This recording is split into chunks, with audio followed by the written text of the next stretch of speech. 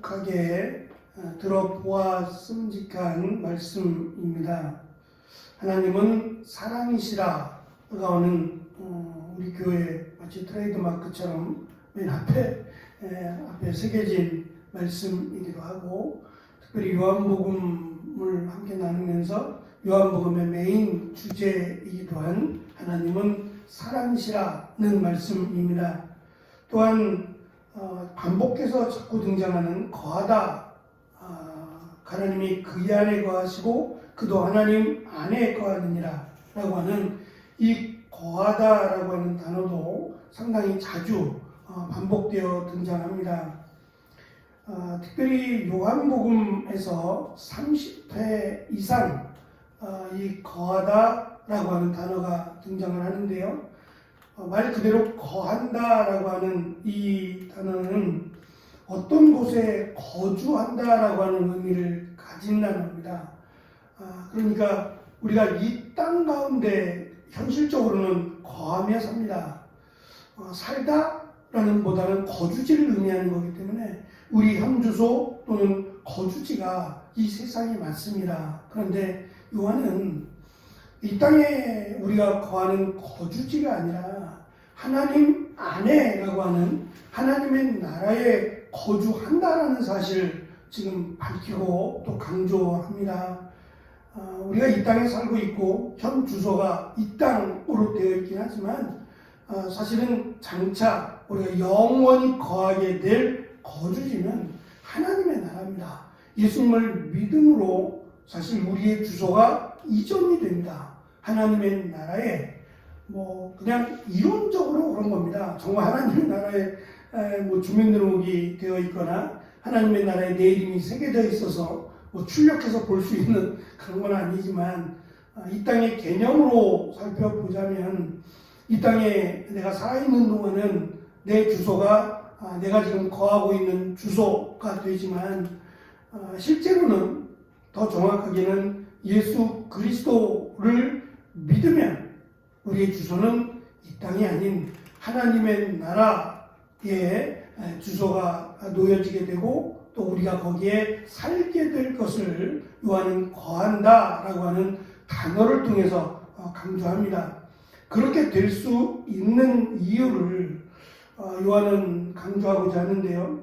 4장 앞에 14절에서는 하나님께서 그 아들을 세상에 메시아로 보내신 것을 우리가 보았고 증언했다라고 하는 것을, 그러니까 어떤 소문 같은 것이 아니라 우리가 직접, 나를 포함한 사도들이 직접 보았던 그리고 증언했던 일이다라는 것을 강조하므로 그것이 우리의 주소를 결정한다라고 하는 것을 지금 요한은 또다시 강조하고자 합니다. 그것은 예수가 하나님의 아들이라고 하는 사실입니다. 하나님의 아들이라고 하는 것은 말 그대로 풀어서 설명할 수 있는 표현이 아니라 이미 객관화된, 이미 하나님의 아들이라고 하는 것이, 신의 아들이라고 하는 것은 늘 있어왔던 이야기들이에요. 그러니까 생소한 표현이나 말이 아니라 늘 그들 가운데 익숙했던 신의 아들이라고 하는 것은 굉장히 늘 접하고 대할 수 있는 그런 표현들입니다. 문제는 이제 그의 아들, 신의 아들이라고 하는 하나님의 아들이라고 하는 그 말 안에는 앞에서 설명해왔던 우리의 죄를 대신하여 우리를 구원하기 위해 십자가에 달려 죽으시고 부활하신이라고 하는 것이 설명이 되어야만 합니다. 그러니까 지금 16절에서 우리가 알고 믿었노니라고 하는 이 말은 예수가 하나님의 아들임을 시인하는 것과 인정하는 것과 연관이 있습니다. 인정 또는 시인하다라는 말은 내가 거기에 대한 책임을 지겠다는 말입니다. 그러니까 단순한 지식이 아니라 이 지식에 따라 살겠다라고 하는 것이 인정하고 시인하는 겁니다. 어떠한 불이익이 예수를 하나님의 아들로 인정함으로 인해서 나에게 어떠한 불이익이 임할지라도 나는 물러서지 않겠다는 겁니다. 그리고 그 하나님의 아들이 원하는 대로, 말씀하신 대로 내가 그렇게 살겠다라고 하는 헌신의 고백이기도 합니다. 요한은 16절에서 하나님의 사랑을 알고 또 온전히 믿는 사람이라고 고백을 합니다. 요한복음 6장 69절에서 베드로가 이런 말을 합니다. 우리가 주는 하나님의 거룩하신 자인 줄을 믿고 알았습니다 라는 고백입니다. 비슷한 고백이 예수님께서 가이사랴 빌립보라고 하는 이 가이사랴 빌립보라고 하는 그 도시 자체가 왕의 이름을 딴, 그러니까 과거의 이름이 아닌 새로운 이름이에요. 우리 같은 경우 뭐 박지성 거리가 있는 것처럼 왕의 이름을 붙여서 왕의 이름으로 새롭게 태어난 도시이기도 한데, 그 가이사랴 빌립보에서 약 500m밖에 떨어지지 않은 바로 옆 동네가 바네아스라고 하는, 판이라고 하는 헬라어로는 모든이라는 뜻인데, 이 판 또는 파네아스라고 하는 신을 섬기는 마을이에요.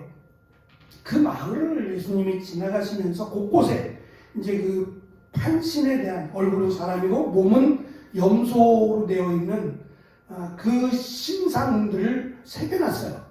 벽에다가도 새겨놓고 우상들이 세워져 있었는데, 그 거리를 예수님이 지나가시면서 제자들에게 묻습니다. 사람들이 나를 누구라고 하느냐, 그리고 너희들은 나를 누구라고 하느냐 라고 물었을 때에 베드로는 말을 합니다. 주는 그리스도시요 살아계신 하나님의 아들이라고 말입니다. 근데 실제로 주가 그리스도 그리고 하나님의 아들이라고 하는 답은 정확합니다.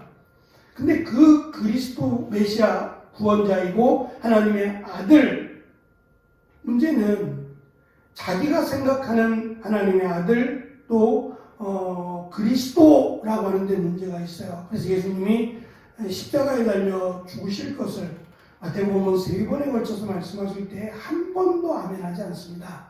오히려 예수님을 말리죠. 예수님을 꾸짖고 무슨 말씀을 하시는 거냐, 예수님은 왕이 되셔야 합니다 라고 예수님을 오히려 책망하듯이 꾸짖었을 때 예수님은 베드로를 향해서 사탄이라고까지 말씀하셨어요. 하나님의 일이 아닌 사람의 일, 너의 생각을 얘기한다라고 말씀하시며 깨닫게 하신 적이 있죠. 그러니까 내가 무엇을 알고 무엇을 믿느냐가 우리의 현주소를 결정한다는 말이에요. 한국교회는 130년이라고 하는 짧은 역사를 가지고 있습니다.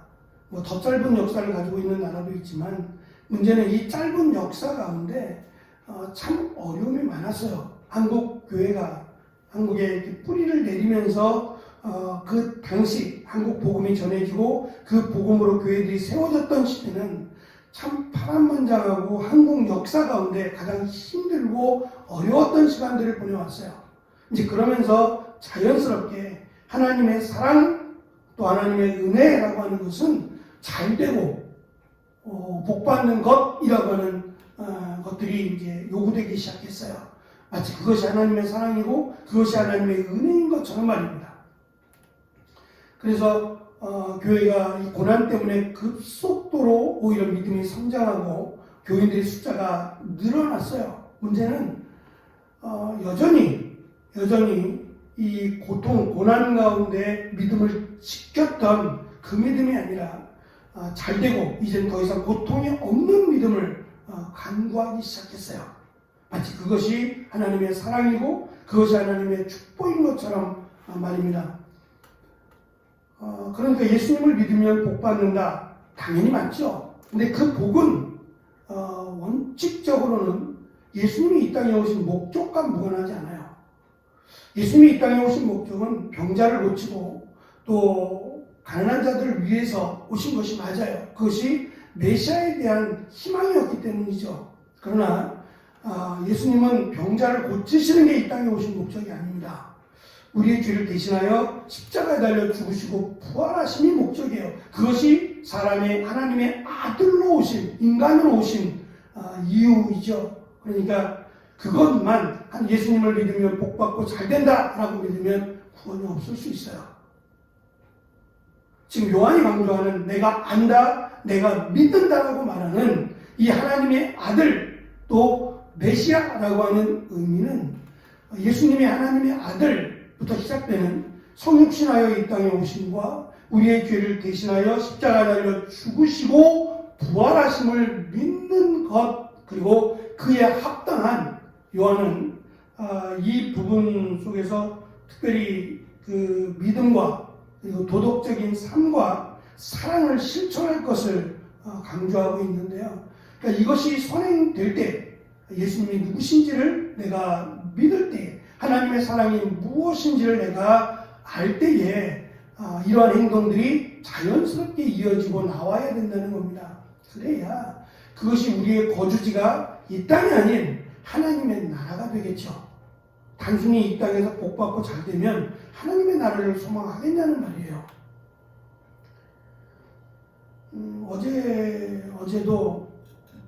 어제 잠깐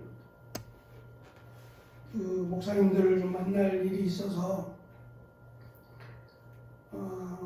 요번에 이제 목사 안수를 받았는데 저보다 한 살이 많으세요. 많은데 올해 목사 안수를 받으셨으니까 늦게 신학을 하신 거죠. 신학교를 작년에 졸업하시고 늦게 이제 장로님으로 섬기시다가 늦게 이제 목사님이 되셨어요.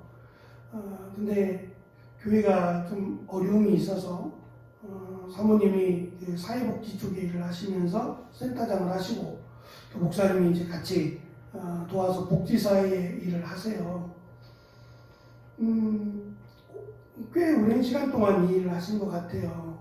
그래서 목사님이 나이도 있고 또 열성은 굉장히 많은데 또 이제 목사님이 되셨으니까 하여튼 여러 가지 이제 힘들고 어려운 점도 이야기하시고 근데 제가 딱 거기서 목사님 늦게 시작한 만큼 더 열심히 더 준비하는 일에 힘을 내셔야 되지 않느냐라는 말을 차마 못하겠더라고요.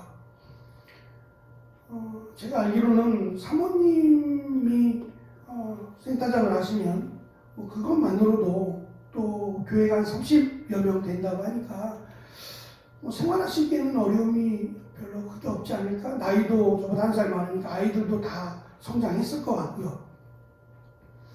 근데 이제 오랫동안 해왔던 일이기 때문에 늘 일이 익숙한 일이기도 하고 그렇게 힘든 일도 아니어서 놓기가 좀 아까운 일이죠. 그것도 적지 않은 수입이 되니까 이제 그거를 제가 알고 있으니까 목사님 힘들지 않으세요? 라는 정도. 목사님 두 가지 일을 하시려면 사모님이야 교회가 이제 어렵다고 하니까 사모님이야 일하시는 거야. 그렇지만 목사님까지도 두 가지 일을 병행하시려면 나이도 그렇고 힘들지 않으세요? 라는 정도만 이야기했어요. 이제 본인이 결정하셔야 될 일이죠. 본인이 어차피 이 길에 들어섰고 내가 하나님의 일을 감당하고 또 내가 많이 부족하다라고 느끼면 그에 합당한 결정을 하셔야겠죠. 무언가의 헌신이 필요하다라고 하는 말입니다. 그러니까 요한이 지금 강조하고자 하는 것은 단순히 안다, 단순히 믿는다라는 정도가 아니라 그 믿음에 대한, 그 아는 것에 대한 내 헌신과 책임과 결단이 필요하다라는 얘기를 하고 싶은 겁니다. 하나님의 나라를 현주소로 적고 현주소로 두고 살아가는 사람답게 어차피 이 땅을 떠나가야 된다면 이 땅에 메인바로 사는 것이 아니라 하나님의 나라를 기대하고 소망하며 사는 것이 예수님을 믿고 예수님을 아는 자의 삶임을 요한은 강조합니다. 거기에 그것을 알고 믿는 예수 그리스도에 대해서 정확하게 알고 믿는 자에게 하나님의 나라가 거주지가 되는 축복과 또 우리가 마땅히 이 땅에서 해야 될 책임과 의무가 주어진다라고 생각합니다. 잘 되고 복받는 것 그 이상의 정말 하나님의 사랑, 그 사랑을 깨닫고 나누어주는 자가 되어야 한다라는 것이 요한이 오늘 말씀 가운데 우리에게 전해주는 메시지라고 생각합니다. 이 말씀 앞에 부끄럽지 않고 또 기쁨과 은혜로 감사함으로 살아가는 오늘 하루가 되시기를 축원합니다. 기도하겠습니다.